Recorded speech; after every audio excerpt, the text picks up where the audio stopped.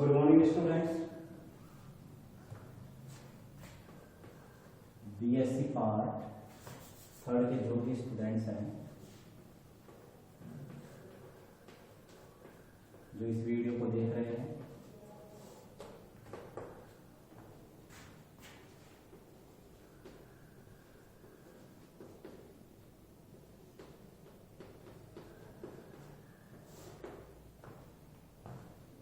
उनके लिए टॉपिक आज का लास्ट जो देखिए बीएस पार्ट थर्ड के जितने भी स्टूडेंट्स हैं सभी जो भी इस वीडियो को देख रहे हैं और जो कुछ स्टूडेंट्स जो अभी तक ऑनलाइन क्लासेस लेने नहीं आए लेकिन आज आए हैं, तो वीडियो पसंद आए तो वीडियो को लाइक करिए। एंड देन जो आपके कमेंट्स आ रहे थे वॉइस क्लियर नहीं आ रहा है सर, विजिबिलिटी क्लियर नहीं है, बोर्ड दिखाई नहीं दे रहा, हमें बोर्ड पे कुछ लिखा हुआ दिखाई नहीं दे रहा, सब कुछ आज दूर हो जाएगा। तो आपकी जो भी क्रिएटिविटी थी उसके बारे में अब आज हम आपको बता रहे हैं कि प्रॉब्लम्स जो आपकी थी वो सारी दूर हो गई है, क्योंकि आपकी इतनी बड़ी समस्या देखते हुए मैंने बहुत बड़ी एक फाइनेंशियल समस्या को देखते हुए मैंने भी कुछ यूज किया है। पता नहीं आप लोग इसे थोड़ा सा गलत में मिले हैं, लेकिन चूंकि मैं आपको बार बार कह रहा था, हर वीडियो में मैंने कहा है कि टेक्निकल इश्यूज आ रहे हैं, वो टेक्निकल इश्यूज आए थे ऑपरेटर्स की वजह से, और ऑपरेटर्स वगैरह अगर अच्छे यूज किए जाएंगे, अगर गुड ऑपरेटर्स होगा तो visibility and then voice clarity अच्छी आएगी। तो मैंने क्या किया कि 2 दिन का मेरा कहीं बाहर ट्यूब भी था तो मैंने परचेज किया खुद ने, और चूँकि आज जो ये वीडियो जाएगा अब तक के मेरे जितने वीडियोज होंगे उनसे ज़्यादा इनकी वॉइस क्लियर होगी आज, तो इसकी वॉइस क्लियरिटी बहुत अच्छी होगी और इसका पिक्चराइजेशन बहुत अच्छा होगा, विजिबिलिटी आपको बहुत अच्छी होगी।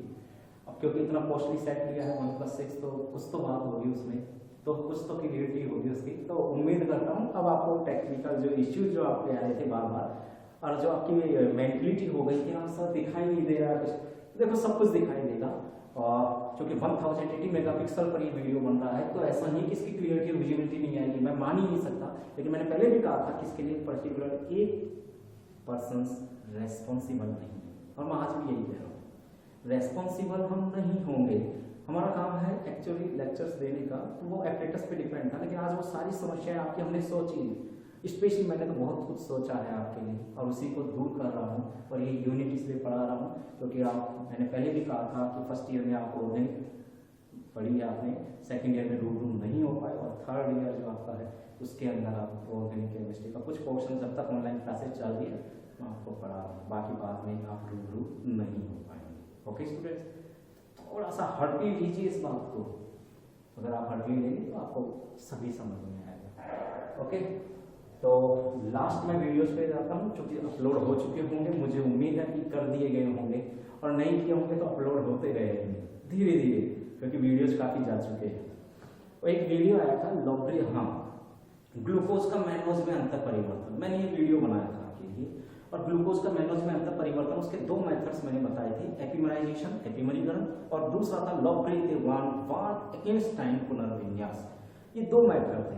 तो एपिमरीकरण में मैंने बताया था कि एपिमरीकरण होता क्या है एक्चुअली, ग्लूकोज का मैनोज, ग्लूकोज और मैनोज एक दूसरे के एपिमर है, तो एल्डोस श्रेणी में ग्लूकोज और मैनोज में C2 कार्बन या अल्फा कार्बन परमाणु, ठीक है, एल्डिहाइड जो एल्डिहाइड क्रियात्मक समूह होता है दोनों में, उनके निकटवर्ती अल्फा कार्बन या C2 कार्बन परमाणु पर इनके विन्यास विपरीत होते हैं, और उनको छोड़कर जितने भी असममित कार्बन होते हैं उन पर इनके विन्यास समान होते हैं। तो एल्डोस ओसाजोन बनाने वाले, चूंकि फेनिल हाइड्रोजन के साथ क्रिया करके समान प्रकार के ओसाजोन बनाने वाले ऐसे एल्डोस जिनके हाइड्रोकार्बन श्रृंखला में समस्त असममित कार्बन परमाणुओं पर विन्यास समान होते हैं, परंतु वे C2 कार्बन या अल्फा कार्बन पर उपस्थित समूहों के विन्यास में विपरीत होते हैं, एक दूसरे के या परस्पर क्या कहलाते हैं, एपिमर्स कहलाते हैं, और एक एपिमर को दूसरे एपिमर में परिवर्तित करने की परिघटना ही एपिमरीकरण कहलाती है। ये प्रोसेस हमने बता दिया था, पूरी तरह से आप रिपीट बार बार नहीं करना, क्योंकि 2 लेक्चर्स में मैं रिपीट कर चुका हूँ। फिर उसके बाद मैंने बताया दूसरा प्रोसेस था लॉबरी-वान-वार्ट-एकेनस्टाइन पुनर्विन्यास। देखो ये उत्क्रमणीय पुनर्विन्यासिक अभिक्रिया है, इसमें क्या होता है, जब कोई सा भी एल्डोस हो, समान प्रकार के ओसाजोन बनाने वाले ग्लूकोज, फ्रक्टोज या मैनोज की अगर हम बात कर लें, जब मोनोसैकेराइड्स को, समान प्रकार के ओसाजोन बनाने वाले मोनोसैकेराइड को जब सांद्र क्षारों के साथ गर्म करते हैं तो पहले पीले फिर भूरे रंग के विलयन में परिवर्तित हो जाते हैं और अंततः रेजिनीकृत हो जाते हैं। परंतु जब इन्हें तनु क्षारों के साथ में गर्म किया जाता है तो तनु क्षारों के साथ गर्म करने पर इनमें उत्क्रमणीय पुनर्विन्यास होता है और उत्क्रमणीय पुनर्विन्यास की इस प्रक्रिया को लोब्रिन वान इंटेंस्टाइन पुनर्विन्यास कहते हैं। इस पुनर्विन्यासिक प्रक्रिया में क्या होता है, ग्लूकोज का फ्रक्टोज में, फ्रक्टोज का मैन्नोज में, मैन्नोज का फ्रक्टोज में, ठीक है, निरंतर परिवर्तन होता रहता है। अगर मान लीजिए मुख्य एल्डोस के रूप में, अगर मान लीजिए मुख्य मोनोसैकेराइड के रूप में, प्रमुख सैकेराइड मोनोसैकेराइड के रूप में अगर हम ग्लूकोज को काम में लें तो ग्लूकोज क्या करता है, तनु क्षारों के साथ अभिकृत करवाने पर सबसे पहले इनडायोल मध्यवर्ती के माध्यम से फ्रक्टोज में कन्वर्ट होता है और फ्रक्टोज क्या करेगा, फ्रक्टोज भी इनडायोल मध्यवर्ती के माध्यम से मैन्नोज में कन्वर्ट होता है। तो मेनली हम ये कह सकते हैं कि ग्लूकोज के साथ विलयन में फ्रक्टोज और मैन्नोज का भी मौजूद रहते हैं, इसलिए ग्लूकोज फ्रक्टोज मैन्नोज के साथ साम्य मिश्रण में पाया जाता है। ठीक इसी प्रकार जब ग्लूकोज फ्रक्टोज और मैन्नोज के साथ साम्य मिश्रण में रहेगा तो फ्रक्टोज भी ग्लूकोज और मैन्नोज के साथ साम्य मिश्रण में रहेगा, मैन्नोज भी ग्लूकोज और फ्रक्टोज के साथ साम्य मिश्रण में रहेगा। तो तीनों ही साम्य मिश्रण विलयन में साम्य मिश्रण में मौजूद रहेंगे। ये पुनर्विन्यासिक उत्क्रमणीय पुनर्विन्यासिक प्रक्रिया जो डाइइन मध्यवर्ती इनडायोल मध्यवर्ती के माध्यम से संपन्न होती है वो कहलाती है लोब्रिन-वान इंटेंस्टाइन पुनर्विन्यास अभिक्रिया। ठीक है, और स्टूडेंट्स आज का जो हमारा टॉपिक रहेगा वो होगा एरिथ्रो एंड थ्रियो समावेश।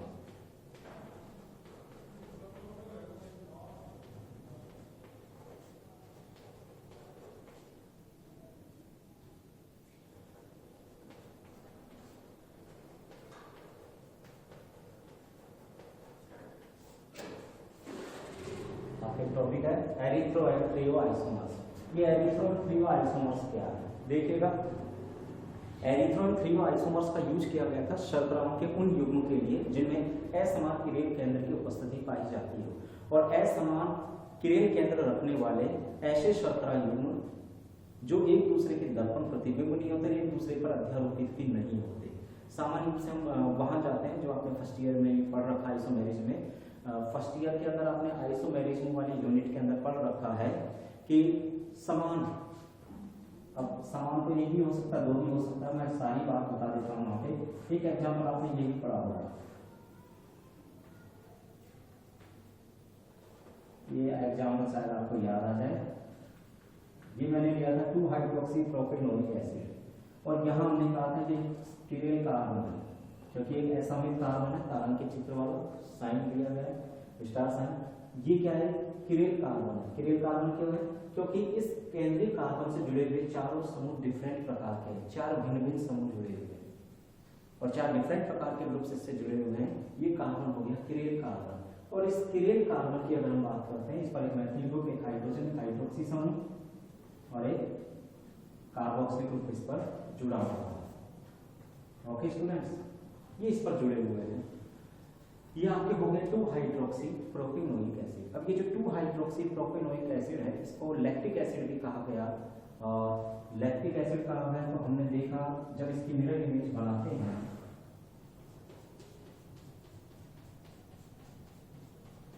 इसकी मिरर इमेज क्या है,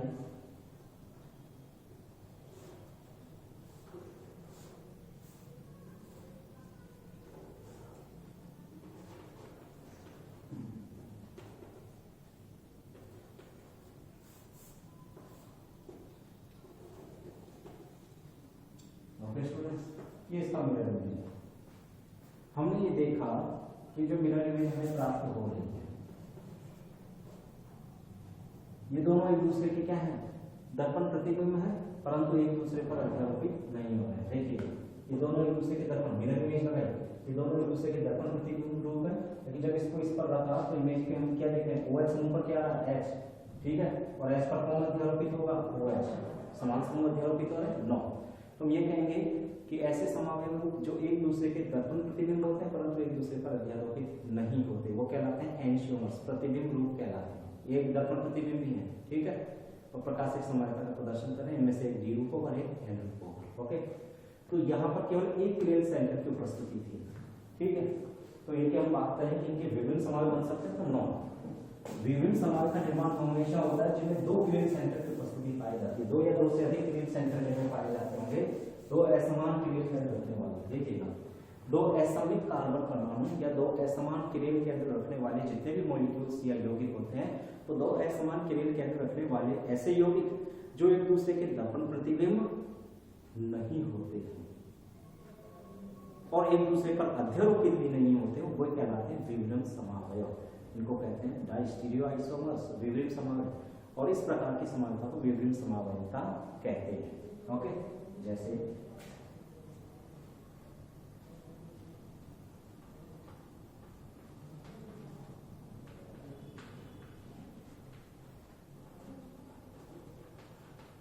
दो असमान किरण केंद्र हमने कहा, देखिएगा इस किरण सेंटर की बात करते हैं, उसका methyl group hydroxy hydrogen and then CH2OH COH। इस किरण सेंटर की बात करता हूं तो इस पर COH समूह, hydrogen and then CHOH CH3 समूह। तो दो असमान किरण केंद्र रखने वाले मॉलिक्यूल हो गए। अब हम बात करते हैं इसी की अगर इमेज बनाए तो इमेज में क्या देखेंगे, इधर क्या आ जाएगा OH, यहाँ क्या आ गया H एंड देन इधर H, इधर OH CH3 and then COOH। ठीक है स्टूडेंट्स, अब हमने देखा कि दोनों एक दूसरे के तो मिरर इमेज हो गए, हुई या नहीं हुई? तो मिरर इमेज हो गए। तो इस प्रकार के जिनमें दो असमान किरण केंद्र पाए जाते हैं तो उनके कितने प्रकार के समानुपाती बनते हैं वो हम देखेंगे। तो दो असमान किरण केंद्र रखने वाले अणुओं के चार डिफरेंट वन टॉप के अनुसार, वन टॉप में 2n का पावर दिया था, n की पावर 2 की पावर है, उस फार्मूले से अगर हम निकालते हैं तो वहां हम देखा वन टॉप के अनुसार जो इसके प्रकाशिक समायुक्त बनेंगे कितने होंगे, 4 होंगे। और 4 में से कौन से विभिन्न समायुक्त होंगे वो देखेंगे। तो ये तो एक दूसरे की क्या होगी, मिरर इमेज होगी। ठीक है, और कौन सा बन सकता है, एक में हमने कहा रोटेशन करवाया नीचे से, तो रोटेशन करवाया तो क्या हो सकता है HCOH, देन इसको 180 पर रोटेट करवाया, ध्यान रखिए कितने डिग्री पर, 180 पर, क्या हुआ HCOH then COH OH H then CH3।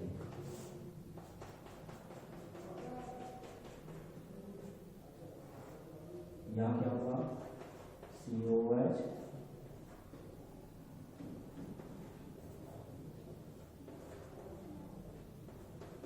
HOH OHH and then CH3। ठीक है, ये इसकी मेरे इमेज। हमने कहा ये कंपाउंड A, ये कंपाउंड B, ये कंपाउंड C और ये कंपाउंड D। नोमेनक्लेचर को आपको मैं बता देता हूँ, क्या नाम इसका, 2,3 डाइहाइड्रोक्सी ब्यूटेनोइक एसिड। ठीक है, एग्जांपल मैंने लिया 2,3 डाइहाइड्रोक्सी ब्यूटेनोइक एसिड। इसके मैंने 4 डिफरेंट प्रकार के समायुक्त बनाए। अब हमने देखा A और B तो एक दूसरे की क्या है, एक दूसरे के दर्पण प्रतिबिंब है, परंतु एक दूसरे पर अध्यारोपित नहीं हो रहे, इसलिए A और B क्या हो गए, A एंड B एक दूसरे के एंटियोमर्स हो गए, और C और D भी एक दूसरे के दर्पण प्रतिबिंब है, इसलिए C और D ये जो युग्म होंगे, A और B का युग्म और C और D का युग्म, ये तो हो गए एक दूसरे के एंटियोमर्स यानी प्रतिबिंब। ये तो एक दूसरे के क्या हो गए, प्रतिबिंब रूप हो गए। लेकिन हम आगे चलते हैं, लेकिन A और C पे चलते हैं। क्या A और C है, देखते हैं HOH, यहाँ भी क्या है HOH एजिटेशन, फिर आ रहा OHH, यहाँ क्या है HOH, सामने रखा अध्यारोपित दबाया उठाया, एजिटिस रखा, क्या अध्यारोपित हुआ, नहीं। क्या एक दूसरे के दर्पण प्रतिबिंब है, नहीं है। तो इसका मतलब A और C और A और D ये दोनों जब A C के साथ नहीं है तो C के मिरर इमेज वाले के साथ भी तो नहीं होगा ये, तो A C के साथ और A D के साथ क्या नहीं होगा, A and C और A and D ये दोनों एक दूसरे के दर्पण प्रतिबिंब नहीं और एक दूसरे पर अध्यारोपित भी नहीं हो रहे हैं। तो ये तब घटना हो सकती है जब किसी एक असममित कार्बन के विन्यास को परिवर्तित किया जाए या उसे 180 डिग्री से रोटेट कर दिया जाए, तो समूह परिवर्तन की क्रिया से उनके विभिन्न समावयव रूप बन जाते हैं। तो यहाँ हमने कहा A और C और A और D क्या है, एक दूसरे के विभिन्न समावयव, विभिन्न समावयव। ओके स्टूडेंट्स, अब और कौन कौन से होंगे विभिन्न समावयव। ठीक है, ऐसे ही कौन से हो सकते हैं, जब A C और D के साथ हो सकता है तो A का प्रतिबिंब रूप कौन सा है, D, वो भी तो सी और डी के साथ क्या होगा, विभिन्न समावेश होगा। तो B and C and then D and D, ये भी एक दूसरे के विभिन्न समावयव होंगे। तो कितने समावयव युग्म, तो विभिन्न समावयव 4 युग्म पाए गए, A and C, A and D, B and C and B and D. 4 विभिन्न डिफरेंट प्रकार के विभिन्न समावयव युग्म यहाँ पाए गए हैं। तो विभिन्न समान क्या होता है, दो असमान क्रियल केंद्र, दो असमान क्रियल केंद्र रखने वाले ऐसे यौगिक जो एक दूसरे के दर्पण प्रतिबिंब नहीं होते। अब मैं इसी मॉलिक्यूल को इसके सामने ला रहा हूँ, देखिएगा थोड़ी देर के लिए, समझिएगा। ये वाला सी वाला ही बना रहा हूँ इसके सामने, आप देखिएगा COH then HCOH then HCOH then CH। ठीक है स्टूडेंट्स, अब हमने यहाँ देखा, देखिएगा क्या ये इसकी मिरर इमेज है क्या, OH OH OH H नहीं, ये तो इमेज हो ही नहीं सकती। तो जब ये इमेज हो ही नहीं सकती है, मिरर इमेज क्या होगी इसकी, तो हम ये कहेंगे मिरर इमेज नहीं होगी, एक दूसरे के दर्पण प्रतिबिंब भी नहीं है। तो ये जो युग्म होगा, कंपाउंड सी लिया हमने, तो ये जो युग्म होगा, ये युग्म क्या कहलाएगा, हमने कहा कि ये विभिन्न समावयव युग्म है। कितने डिग्री से रोटेट किया, हमने कहा हमने 180 डिग्री का रोटेशन दिया, तो इससे ये स्ट्रक्चर प्राप्त हुआ। ठीक है, ओके स्टूडेंट्स, तो बात कर लेते हैं इसी के बारे में। तो ये जो परिवर्तन हो रहा है, इस परिवर्तन को हमने देखा। तो दो असमान क्रियल केंद्र रखने वाले या दो असमित कार्बन परमाणु युक्त ऐसे यौगिक जो एक दूसरे के दर्पण प्रतिबिंब भी नहीं होते और एक दूसरे पर अध्यारोपित भी नहीं होते, विभिन्न समावयव कहलाते हैं, उनकी ये घटना विभिन्न समावयवता कहलाती है। सामान्यतया टेट्रोशुगर, क्योंकि ट्रायोस में तो होगा नहीं, ट्रायोस में केवल एक ही असमित कार्बन होगा। जो ट्रायोस शुगर होती है, ट्रायोस में एक ही असमित कार्बन होता है। कितना असमित कार्बन होगा, एक ही असमित कार्बन होता है। जबकि टेट्रोस जो शुगर होती है, टेट्रोस में 2 असमित कार्बन परमाणु पाए जा सकते हैं। देखते हैं 2 असमित कार्बन परमाणु कौन कौन से हो सकते हैं, वहां चलते हैं।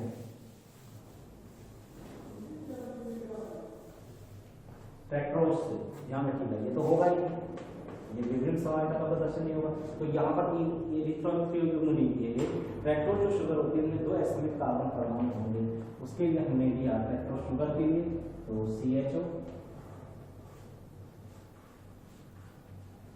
CH2H, HOH, HOH, और इसकी इमेज बनाएं, टेट्रोस शुगर, ये 2 असमान क्रियल सेंटर हो गए। ओके स्टूडेंट्स, ध्यान रखिए ये ओके, यहाँ हो गया OHH, OHH, CHO and then CH2OH। ये होगा, एक हमने एग्जांपल लिया CHO, HOH, अपोजिट में लेवल 180 डिग्री रोटेट करवाया, H एंड देन CH2OH। अब इसका इमेज बनाया, क्या हुआ CHO,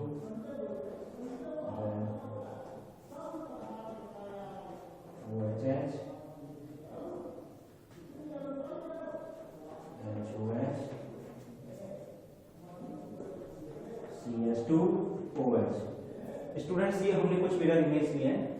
ये हमने स्ट्रक्चर डाला, ये स्ट्रक्चर फर्स्ट, ये स्ट्रक्चर सेकंड, ये स्ट्रक्चर थर्ड और ये स्ट्रक्चर फोर्थ। ठीक है स्टूडेंट्स, 4 स्ट्रक्चर्स हमने बनाए। 2 असमान क्रियल केंद्र रखने वाले, 2 असमान क्रियल केंद्र रखने वाले ऐसे यौगिक जो एक दूसरे के दर्पण प्रतिबिंब होते हैं, एक दूसरे पर अध्यारोपित नहीं होते, विभिन्न समावयव और उनकी परिघटना विभिन्न समावयवता। अब हम ये कह रहे थे कि क्या इनमें विभिन्न समावयवता, तो उन युग्मों में, ऐसे शर्करा युग्मों में एरिथ्रोन त्रियो समावयव युग्म के रूप में जाना गया अगर उनमें समान समूह एक तरफ स्थित हो। विभिन्न समावयव युग्म जो पाए गए थे, अब जरूरी नहीं है, तो अब उन्होंने ये कहा कि 2 असमान क्रियल केंद्र रखने वाले ऐसे यौगिक या ऐसे यौगिकों के समावयव रूप जिनमें समान समूह एक तरफ हाइड्रोकार्बन श्रृंखला और दो कार्बन श्रृंखला पर एक और स्थित होते हैं, वह एरिथ्रो, और जिनमें विपरीत कंडीशन में पाए जाए वो त्रियो युग्म कहलाते हैं। ठीक है। समान समूह एक तरफ एरिथ्रो, समान समूह अपोजिट डायरेक्शन में थ्रियो आइसोमर्स कहलाएंगे। तो स्टूडेंट्स आपको ये क्लियरली पता चल गया होगा कि एरिथ्रो कौन सा होता है और थ्रियो कौन सा होता है। एरिथ्रो और थ्रियो में क्या क्या परिवर्तन पाए जाएंगे, ये सारी चीजें हमने आपको बता दी है कि एरिथ्रो युग्म कौन सा होगा, थ्रियो युग्म कौन सा होगा, एरिथ्रो में क्या होगा, थ्रियो में क्या होगा, ये सारी बातें आपको क्लियरली पता चल गई है। फिर भी अब मान लीजिए आप लोगों को कोई डिस्टर्बेंस हो तो आप पूछ सकते हैं कि ये जो स्ट्रक्चर्स आ रही है, इन स्ट्रक्चर्स में जो यूज किया गया है वो किस प्रकार से होगा, क्योंकि मैंने आपको बहुत सारी चीज़ें यहाँ मेंशन कर दी हैं कि किस प्रकार से ये जो स्ट्रक्चर्स यहाँ प्राप्त हुई थी उनके अंदर क्या क्या यहाँ पर कमियां रह गई थी जिनको दूर किया गया था बाद में। एरिथ्रो के लिए कहा गया था, थ्रियो के लिए कहा गया था, ओसाजोन फॉर्मेशन हम पढ़ चुके हैं, वो आपको मैं बता चुका हूँ। लॉबरिदीवान मान इंटेस्टाइन पुनर्विन्यास भी हमने पढ़ लिया था। उसके अलावा बाकी सारी चीज़ें हम पढ़ चुके हैं और वहाँ प्रक्षेपण सूत्र वगैरह मैंने आपको अभी बताए नहीं है, वो आगे हम बताएंगे, लेकिन परिवर्तन की जो क्रियाएं थी वो हमने आपको बता दी है। तो थ्रियो एवं एरिथ्रो युग्म का नामकरण ट्रैक्टो शुगर से हुआ था। 4 कार्बन परमाणु की शर्करा जैसे ट्रैक्टो से हुआ था, जिसमें 2 असमित कार्बन परमाणु होते हैं और ऐसे यौगिक जिनमें समान समूह एक और हो, ये भी मैंने बताया था, ऐसे यौगिक जिनमें समान समूह एक और हो तो क्या कहलाएंगे, एरिथ्रो युग्म। यहाँ समान समूह कहाँ है, एक और स्थित है, दोनों में समूह एक और है, ठीक है। तो यहाँ समान समूह एक और होंगे, ये कौन से युग्म कहलाएंगे, ये कहलाएंगे एरिथ्रो युग्म। कौन से युग्म कहलाएंगे, एरिथ्रो। और जिनमें समान समूह अपोजिट डायरेक्शन में होंगे, समान समूह अपोजिट डायरेक्शन में हो, ऐसे युग्म क्या कहलाएंगे, थ्रियो युग्म कहलाएंगे, ठीक है। तो स्टूडेंट्स जिनमें समान समूह एक और होंगे एरिथ्रो, जिनमें समान समूह अपोजिट डायरेक्शन में होंगे वो थ्रियो युग्म कहलाएंगे। अब इसी बात को हम लेकर के चलते हैं कि भाई ट्रैक्टो शुगर में किस प्रकार से हुआ था, उसी बात को हम लेकर के चल रहे हैं। कुछ मिस्टेक्स हो सकती है, टेक्निकल मिस्टेक्स हो सकती है, क्योंकि अभी थोड़ा बाइंडिंग में प्रॉब्लम्स आ रही हैं, तो इसलिए टेक्निकल मिस्टेक्स हो सकती है। लेकिन मैं आपको बार बार रिपीट किए जा रहा हूँ कि एरिथ्रोज और थ्रियोज मैं आपको बता चुका हूँ, तो इनके एरिथ्रो थ्रियो युग्म आपको मैंने बता दिए हैं क्लियरली कि एरिथ्रो और थ्रियो युग्म क्या होंगे। चूंकि 4 कार्बन की जो ट्रैक्टो शुगर होगी उसको हम क्या कह देते हैं, 5 कार्बन की शर्करा होती तो उसे क्या कहते हैं, 4 कार्बन की होती तो उसे क्या कहते हैं। तो ये जो ट्रैक्टो शुगर थी, ये जो चूंकि एल्डिहाइड समूह है, चारों में क्रियात्मक समूह, तो ये एल्डोट्रैक्टरोज है। तो हमने जो एल्डोट्रैक्टरोज काम में लिए शुगर, एल्डोट्रैक्टरोज जो शुगर काम में लिए हमने, इस एल्डोट्रैक्टरोज शुगर के अंदर 2 असमान केल कार्बन वाले समावयव युग्मों को लिखा गया है, जिनमें समान समूह एक तरफ है तो ऐसे युग्म है, तो युग्म समान समूह विपरीत अपोजिट डायरेक्शन में तो ऐसे युग्म कहलाएंगे थ्रियो युग्म। ओके स्टूडेंट्स, तो ये आपके सामने अभी मैंने प्रोवाइड करवाया है। बहुत सारे हो सकते हैं ऐसे शुगर्स के अंदर लिया गया था, तो ये आपको हो गया एरिथ्रो थ्रियो युग्म। तो एरिथ्रो युग्म का प्रयोग कब होता है, एरिथ्रो युग्म का प्रयोग समान समूह के लिए किया जाता है। थ्रियो युग्म का प्रयोग, थ्रियो युग्म अपोजिट डायरेक्शन में आते हैं जिनमें समान समूह, जिनमें सेम ग्रुप ऑल्डो कार्बन श्रृंखला के एक तरफ स्थित हो एरिथ्रो, जिनमें सेम ग्रुप ऑल्डो कार्बन श्रृंखला के अपोजिट डायरेक्शन में हो वो थ्रियो युग्म कहलाता है। स्टूडेंट्स ये आपको मैंने टॉपिक क्लियर हुआ कि एल्डोट्रैक्टरोज के अंदर हमने बताया, बहुत सारे एग्जांपल हो सकते हैं, आप खुद लीजिएगा, करिएगा। अब इसके अंदर आप विभिन्न समावयव भी आप देख चुके होंगे, जो एक दूसरे के मिरर इमेज होते हैं वो विभिन्न समावयव तो होंगे नहीं, वो तो होंगे प्रतिबिंब रूप, परंतु डिफरेंट प्रकार के, परंतु हमने कहा विभिन्न समावयव कौन से होंगे, उनके जो अदर जो युग्म बनेंगे जिनके अंदर वो एक दूसरे के न तो दर्पण प्रतिबिंब होते हैं, न एक दूसरे पर अध्यारोपित होते हैं, विभिन्न समावयव। ओके स्टूडेंट्स, आज के लिए इतना ही काफी है।